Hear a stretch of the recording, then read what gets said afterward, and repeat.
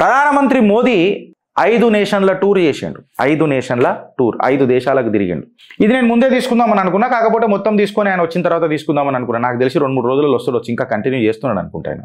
ఈ 5 నేషన్ టూర్లో ఇప్పటిదాకా జరిగింది ఏంది? రాహుల్ గాంధీ ఎంజాయ్ చేయనికే పోతాడు. ఎంజాయ్ చేయనికే పోయి ఇక్కడికి వచ్చిన తర్వాత ఏం పీక్ కట్టలు కడతాడు అని అంటే స్వదేశాన్ని విదేశాలలో దూషించి వస్తాడు. ఇది మనం పలుమార్లు చూసినాం. ఇది కొత్తగా మనం దాన్ని మళ్ళా రీఇన్వెంట్ చేయాల్సిన అవసరం లేదు ఈ చక్రాన్ని. బట్ దేశ ప్రధాని నరేంద్ర దామోదర్ దాస్ మోదీ గారు విదేశాలకు పోతున్నప్పుడు భారత్ యొక్క మతలబుని దృష్టిలో పెట్టుకునే పోతాడు. ఇగో మళ్ళీ ఒకసారి ప్రూవ్ అయింది. ఆయన ఈ 5 దేశాల టూర్ల మన క్రిటికల్ మినరల్ పాలసీ ఏదైతే ఉన్నదో దాన్ని మళ్ళొకసారి ఇన్ఫ్యాక్ట్ చెప్పాలనంటే ఇంకా గట్టిగా చేయనికే పోయిండు. మోడీ ఎక్కడెక్కడ తిరిగిండు ఇప్పటిదాకా అని చెప్పి మాట్లాడితే Ghana, Namibia, Brazil, Argentina, Trinidad Tobago ప్లేసెస్లా క్రిటికల్ మినరల్స్ ఉంటాయి ఫ్రెండ్స్. భారత్కి సంబంధించిన క్రిటికల్ మినరల్స్ ఉంటాయి. కీ ఆబ్జెక్టివ్ ఏముండే ఈ మినరల్స్ దాన్ని అంటే ఇప్పటిదాకా మనం ఏదైతే షార్టేజ్ ఫేస్ చేస్తున్నాం చూడు, whether it may be lithium, cobalt, rare earth's of energy for energy అని అంటాం చూడు. మన రేర్ అర్త్స్, మ్యాగ్నెట్స్ గిట్ల ఇవన్నీ ఏవైతే ఎలక్ట్రానిక్స్ అండ్ డిఫెన్స్ నీడ్స్కి ఉపయోగపడతాయో lithium, cobalt and rare earth magnets, వీటిని ఆఫ్రికాలో మంచిగా దొరుకుతాయి అని చెప్పి తెలుసు మనకు. నిజంగా చెప్పాలనంటే ఆఫ్రికా ఒక ఖనిజం, మంచి ఖనిజం. సో ఈ దేశాలతో చేతులు కలిపి తద్వారా భారత్ యొక్క ప్రయోజనాలు ఈ దేశాలతో కలిపి భారత్ను ఒక ఆర్థిక దిగ్గజం and self sustained Atmanirbhar Bharat వైపు అడిగేయనికే ప్రయత్నం చేస్తున్నాడు. ఈ టూర్ మనకేం సిగ్నల్ చేస్తుంది అని అంటే డిసైజివ్ షిఫ్ట్. అంటే చైనా యొక్క పెత్తనం డిప్లొమసీ ఏదైతుందో ఈ స్ట్రాటజిక్ పార్ట్నర్షిప్స్తోని తొక్కుడు ఎట్లా తొక్కాలి అని అనేది. క్రిటికల్ మినరల్స్ అని చెప్పి మనం మాట్లాడితే ఫ్రెండ్స్, క్రిటికల్ మినరల్స్ అని మాట్లాడితే అసలు ఈ క్రిటికల్ మినరల్స్ భారత్కి ఎందుకు గొప్పగా ఉంటాయి అని అంటే మన ఎలక్ట్రికల్ వెహికల్సే తీసుకోండి, సోలార్ ప్యానల్స్ తీసుకోండి, సెమీ కండక్టర్స్ తీసుకోండి, ఆ కాడికి వస్తే డిఫెన్స్ టెక్నాలజీస్ తీసుకోండి. ఇక్కడ క్రిటికల్ మినరల్స్ ఏవైతే ఉంటాయో ఈ మన క్రిటికల్ మినరల్స్ ఏవైతే ఉంటాయో ఎక్కడైతే మన EVs, solar panels, semi conductors, ఈ డిఫెన్స్ టెక్నాలజీస్ ఏవైతే ఉంటాయో వీటి మీద మనం ఫోకస్ చేయాలి. ఎందుకు ఫోకస్ చేయాలనంటే దీని మీద డిమాండ్ ఏదైతే ఉందో లిథియం, కోబాల్ట్ ఎక్సెట్రా ఇప్పటిదాకా మనం మాట్లాడింది, ఇవి బై 2030కి వచ్చేసరికి దీని డిమాండ్ 3 రెట్లు పెరుగుతుంది ఫ్రెండ్స్. దీని డిమాండ్ 3 రెట్లు పెరుగుతుంది. అంటే 85% ఏదైతే ఉన్నదో 85% ఇప్పటిదాకా మనం బయటి దేశాల నుంచి తెచ్చుకుంటున్నాం ఈ మినరల్స్ని. అదే మన భారతదేశం ఒకటే చైనా మీద డిపెండ్ అయితే ఇవాళ ఎలక్ట్రికల్ వెహికల్స్ ప్రొడక్షన్ ఆగిపోతుంది because of rare earth minerals. ఇవాళ మన యూరియా ఏదైతే డైఅమోనియం ఫాస్ఫేట్ ఉందో డిఏపి అని అంటాము, ఇది వాళ్ళ ఎలక్ట్రికల్ వెహికల్స్ ప్రొడక్షన్ కోసం అని చెప్పి కంటైనర్ లా పడేసింది చైనా. సో ఒక చైనా మీద డిపెండ్ అవ్వడు కంటే ఆఫ్రికన్ నేషన్స్ యాక్చువల్లీ భారత్ని ఎప్పటి నుంచో వెల్కమ్ చేస్తున్నాయి. అది పసిగట్టి మన భారత ప్రధాని ఆదేశాలకు భారత ప్రయోజనాల దృష్టిలో పెట్టుకొని ముంగటికి పోయి 2030 కల్లా ఈ ఏదైతే డిమాండ్ ఉందో 3 రెట్లు పెరుగుతుంది. ఇన్ఫ్యాక్ట్ 85% బయట నుంచి తెచ్చుకుంటున్నాము, దీన్ని తక్కువ చేయాలా, ఈ డిపెండెన్సీ తక్కువ చేయాలా, చైనాని లాద్దన్నాలా అనే ఉద్దేశంతో పోయింది. ఇది చైనాకు ఒక ఛాలెంజ్ చేసినట్టు కాదా ఫ్రెండ్స్? ఇన్ఫ్యాక్ట్ ఇది ఒక స్ట్రాటజిక్ రిస్క్ నుంచి బయటపడు కాదా? అదే ఇగో ఈ చిట్టా కూడా ఇవాళ అదే చెప్తున్నది ఫ్రెండ్స్. ఇవాళ ఇండియా ఏం చేస్తున్నది అంటే చైనా నుంచి పక్కకు జరిగి ఆఫ్రికా ఇంకా లాటిన్ అమెరికా నుంచి long term business relations agreements, interlinked agreements start చేసింది. BRI అగ్రిమెంట్స్ అంటారు కదా, ఇంటర్లింక్ అగ్రిమెంట్స్ అంటారు కదా, వీటిని స్టార్ట్ చేసింది.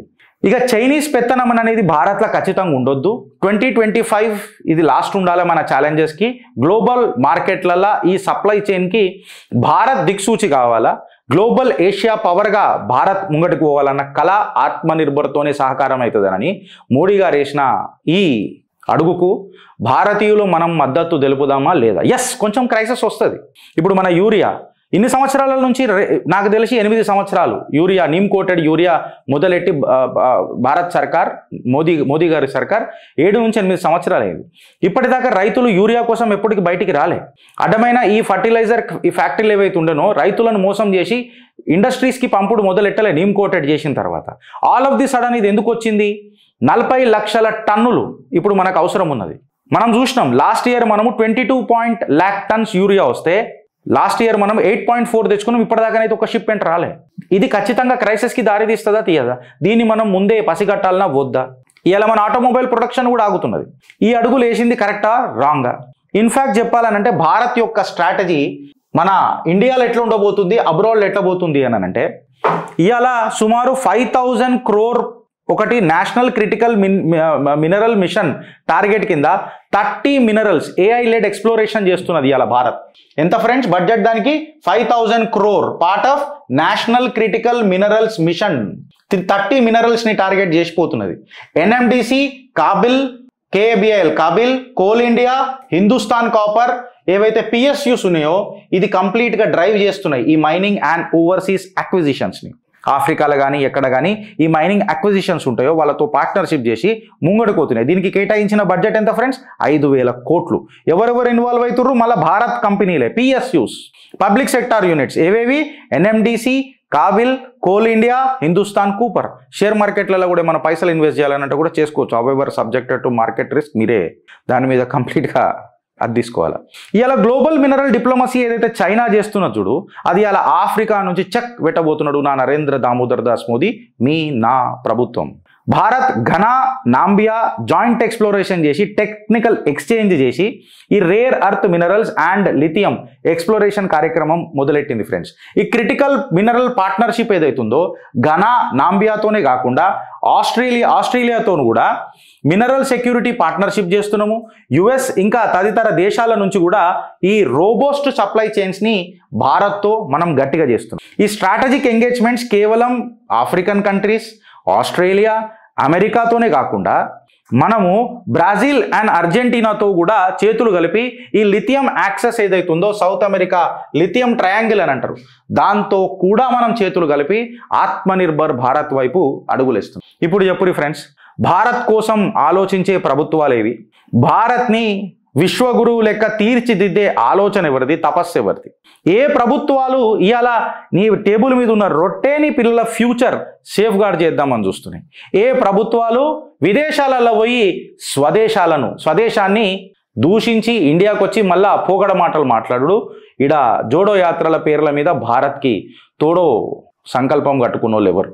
మీ కమెంట్ రూపంలో చెప్పుండ్రి. అగర్ మన భారత్ సర్కార్ చేసే ఈ నీతి మీకు నచ్చినట్లయితే గట్టిగా జై హింద్ అని చెప్పి ఒక కమెంట్ కొట్టుర్రి ఫ్రెండ్స్. భారత్ మాతాకి జై అని చెప్పి కమెంట్ కొట్టుర్రి. నలుగురికి నచ్చితే జర షేర్ చేయండి, లైక్ కొట్టుర్రి, కమెంట్ చేయండి. భారత్ మాతాకి జై.